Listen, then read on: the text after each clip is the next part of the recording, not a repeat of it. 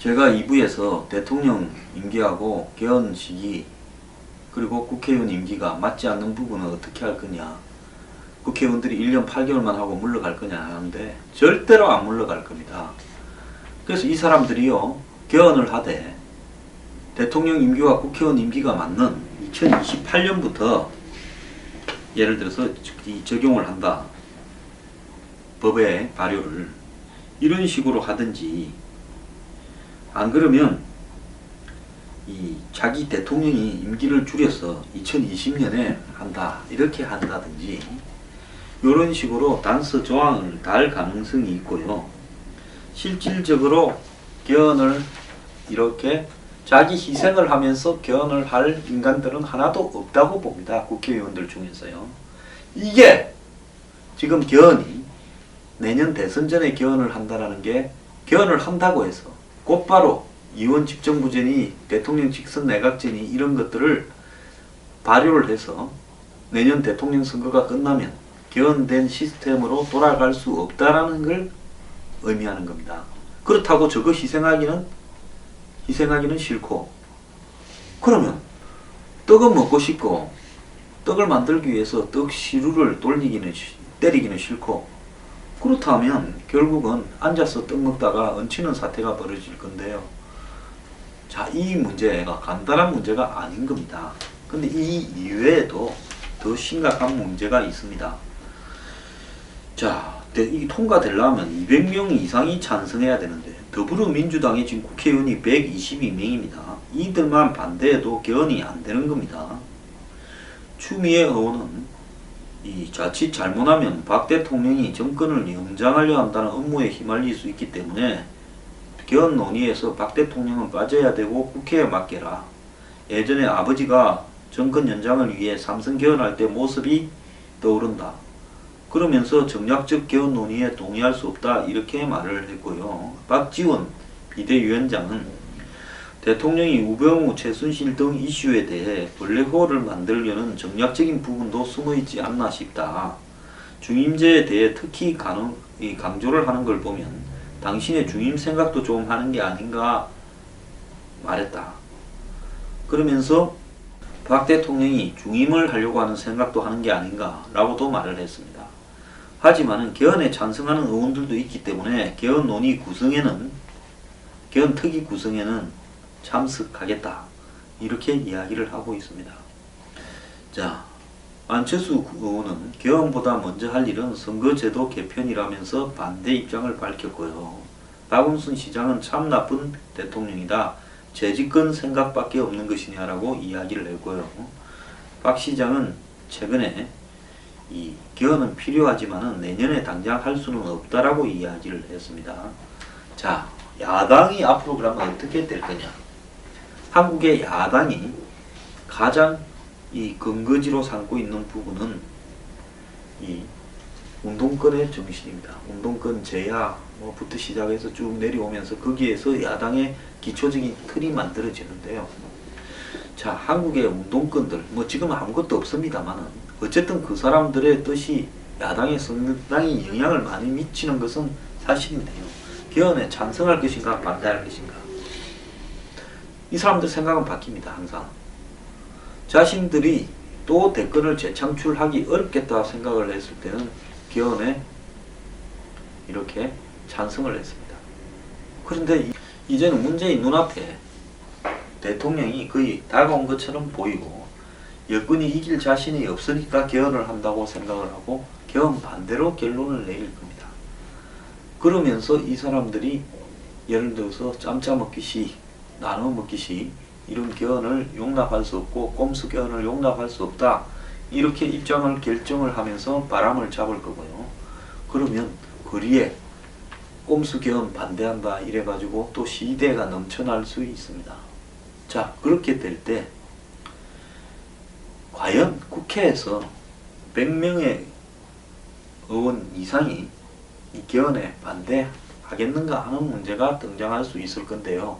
그때 가장 핵심은 호남 정서가 어떻게 돌아가는가 하는 것이 결정적으로 작용을 할 거라고 보고 있습니다.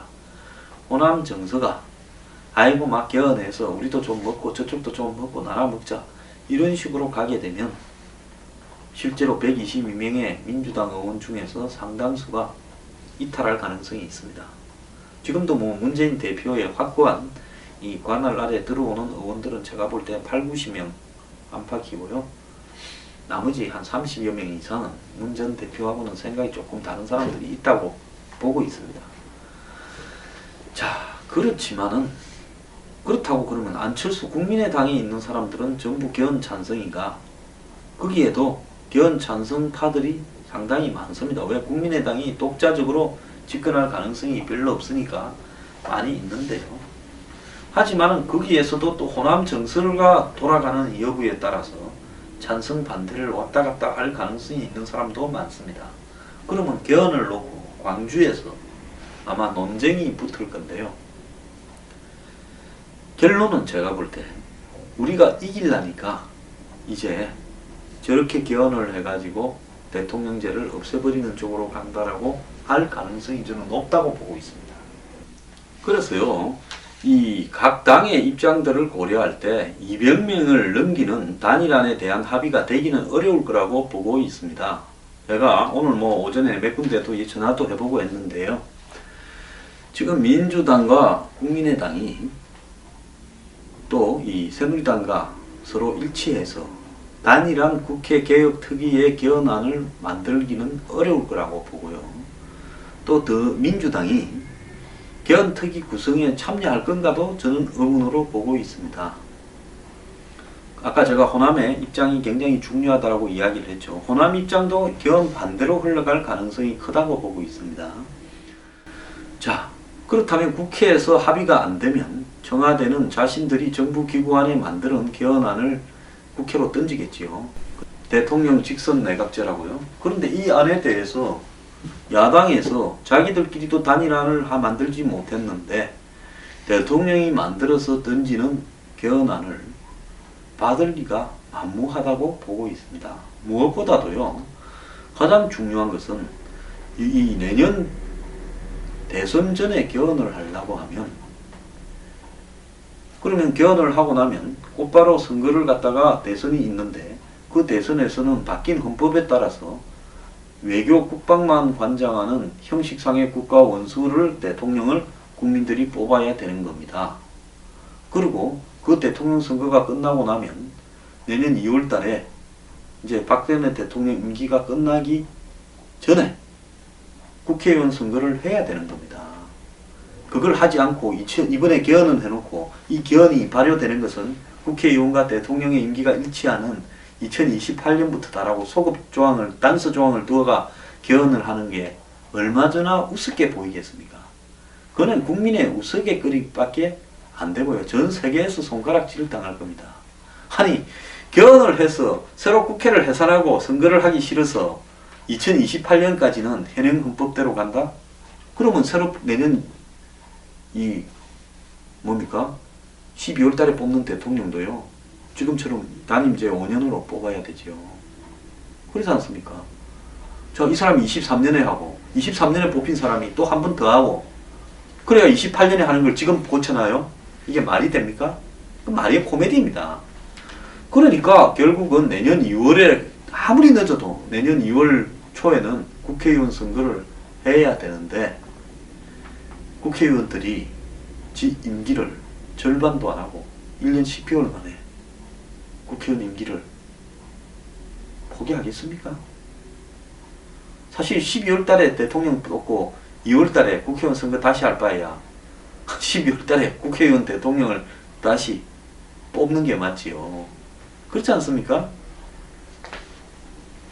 그래서요, 지금 국회의원 300명 중에 개헌을 하자 말을 하지만은 막상 이런 문제에 들어가게 되면 지 임기 줄이면서 개헌 찬성할 사람이 없기 때문에, 그러다가 지금 민주당에서는 반대하고 있기 때문에, 또 호남 민심이 반대하면 국민의당도 또 틀기 쉽기 때문에 절대 200석 이상을 국회 개헌 특위에서 확보했다 하더라도 국회 통과될 가능성이 없다고 보고 있고요.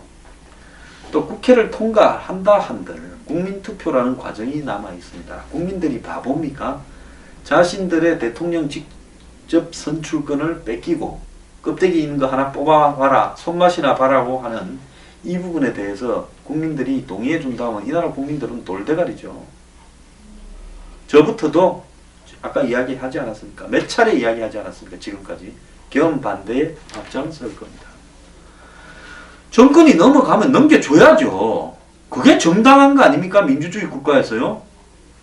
그리고요, 뼈를 깎는 각오로 다시 잘해서 정권을 갖고 와야지요. 그보다 더 중요한 거는 정권이 안 넘어가도록 최순실이고 뭐고 주변 정리 잘 해서 후보 제대로 내서 붙으면 될 거 아닙니까? 누구 때문에 개헌을 합니까? 최순실이하고 정유라 때문에 개헌을 합니까? 그래서요, 이런 꼼수를 가지고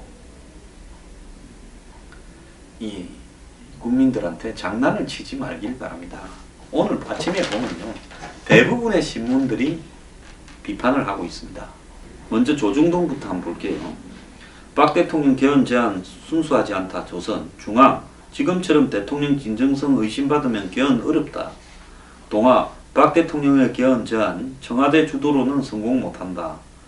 자, 그러면 왼쪽에 있는 신문들 한번 보겠습니다. 경향, 박 대통령의 정략적 개헌 제안을 반대한다.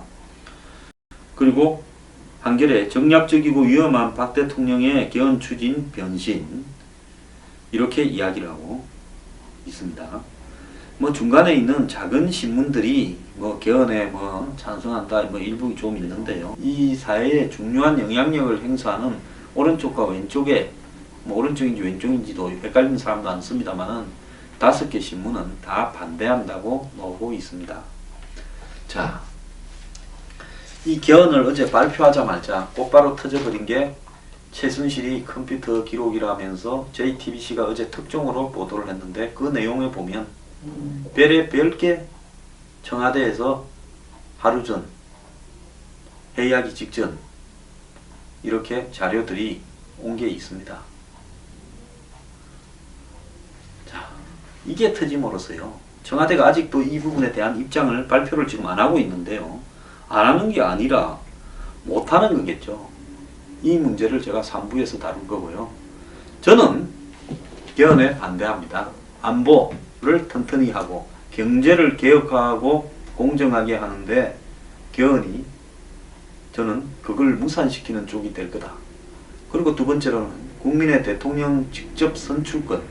여기서 대통령이라는 것은 온전한 국민의 의사를 대변하는 대통령이 직접 선출하는 권한을 없애는 부분이기 때문에 이 부분을 절대로 용납할 수 없습니다. 그렇기 때문에요, 이런 꼼수 개헌 절대로 국회와 국민투표를 통과하지 못한다는 것을 확신하고요, 저부터 개헌 반대 전선에 나서겠습니다.